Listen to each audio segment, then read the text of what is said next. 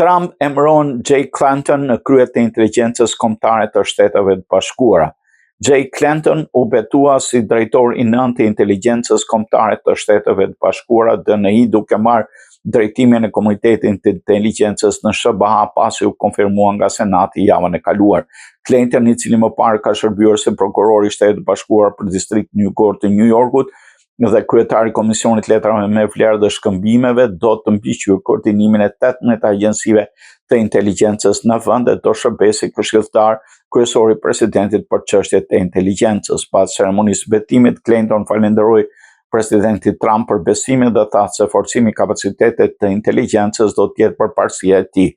Inteligjenca është linja jone e parë e mbrojtjes dhe ne duhet ta bëjmë atë siç duhet, tha Clayton në një deklaratë. Clayton deklaroi se zyra e drejtorit të inteligjencës kombëtare (DNI) u krijua pas sulmeve të 11 shtatorit për të parandaluar dështime të ngjashme në të ardhmen. Siguria dhe mbrojtja e popullit amerikan do të jenë ylli ynë udhërrëfyes, tha drejtori i ri i inteligjencës amerikane, duke u zotuar të promovojnë mbikëqyrjen, transparencën dhe përgjegjësinë në të gjithë komunitetin. Ai tha gjithashtu se agjencitë e inteligjencës duhet të mbeten të fokusuar në misionin e tyre dhe të sigurohen që puna e tyre të mos përdoret për qëllime politike. Clayton merr detyrën që mbeti poshtë në qershor pas dorëheqjes së Tulsi Gabbard, e cila përmendi nevojën për të kujdesur për bashkëshortin e saj pas diagnostikimit me kancer.